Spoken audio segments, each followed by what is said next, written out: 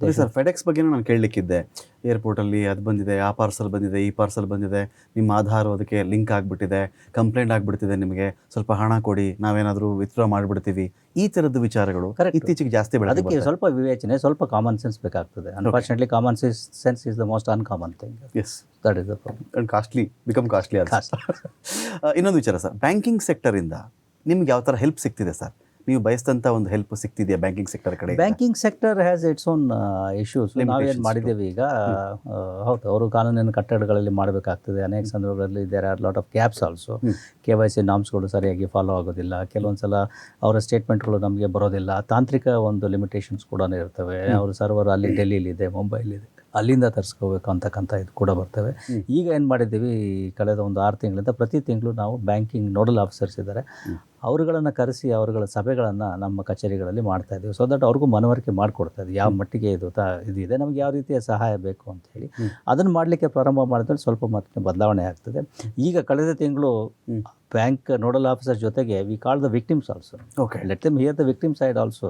ಅವರು ಬರೀ court order ಅದು ಇದು ಅಂತ ಹೇಳ್ಕೊಂಡು ಇರ್ತಾರೆ, ನಮಗೆ ಅದು ಬೇಕು ಇದು ಬೇಕು ಅಂತ ಹೇಳಿ. But let them hear victim also who has lost the money. They should understand their perspective also.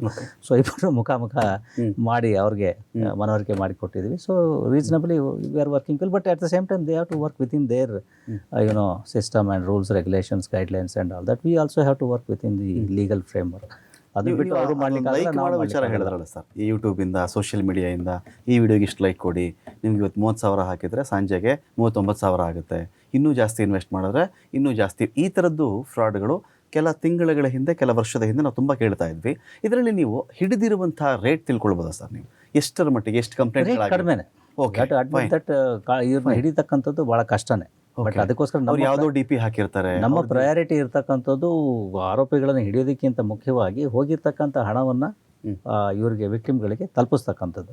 Even they are also interested in that only. ಈಗ ನಿಮ್ಮದೇ 1 ಲಕ್ಷ ಅಥವಾ 10 ಲಕ್ಷ ಹೋಯಿತು ಅಂತ ಹೇಳಿದ್ರೆ, ಅವ್ನ ಕಳ್ಳನನ್ನು ಹಿಡಿದು ನೀವು ಜೈಲಿಗೆ ಹಾಕಿದ್ರೆ you want be satisfied, but you want your money too, but is hard and money, your life saving, ಅದು ಬರಬೇಕು ಅಂತ ನೀವು ಬಯಸ್ತೀರಾ. ಅದಕ್ಕೋಸ್ಕರವೇ ಈ 1930 is the most effective tool regarding cyber crimes. Because the moment they inform us, back end immediately we will be writing to the banks, and banks have also started cooperating with us, and they immediately block those accounts. Freeze ಮಾಡ್ತಾರೆ ಅದನ್ನು ಇಮಿಡಿಯೇಟಾಗಿ. Freeze ಮಾಡಿದ ತಕ್ಷಣ ಹಣ ಏನಾದರೂ ಇತ್ತು ಅಂದರೆ ಅದು ವಿಕ್ಟಿಮ್ ಅಕೌಂಟಿಂದ ಅಕ್ಯೂಸ್ಡ್ ಅಕೌಂಟ್ಗೆ ಹೋಗಿದ್ರೆ ಅಲ್ಲೇ ಬ್ಲಾಕ್ ಆಗುತ್ತೆ. ಅಥವಾ ಅದು ಇನ್ನೊಂದು ಅಲ್ಲಿಂದ ಬೇರೆ ಯಾವುದನ್ನ ಅಕೌಂಟ್ ಹೋಗಿದ್ರೆ ಅದನ್ನು ಸೆಕೆಂಡ್ ಲೆವೆಲಲ್ಲಿ, ಥರ್ಡ್ ಲೆವೆಲಲ್ಲಿ ಕೂಡ ನಾವು ಬ್ಲಾಕ್ ಮಾಡ್ತಕ್ಕಂಥ ಒಂದು ಪ್ರಾವಿಷನ್ ಅಥವಾ ಅವಕಾಶ ಇದೆ. ಸೊ ಅದು ಆಯಿತು ಅಂತ ಹೇಳಿದ್ರೆ, ಹಣ ಉಳಿತು ಅಂತ ಹೇಳಿದ್ರೆ, ಅದನ್ನು ನ್ಯಾಯಾಲಯದ ಆಜ್ಞೆಗಳ ಮುಖಾಂತರ ನಾವು ವಾಪಸ್ ಪಡೀಲಿಕ್ಕೆ ಅನುಕೂಲ ಆಗ್ತದೆ. At the same time live cases ಇತ್ತು ಅಂತ ಹೇಳಿದ್ರೆ we can also track the criminals also.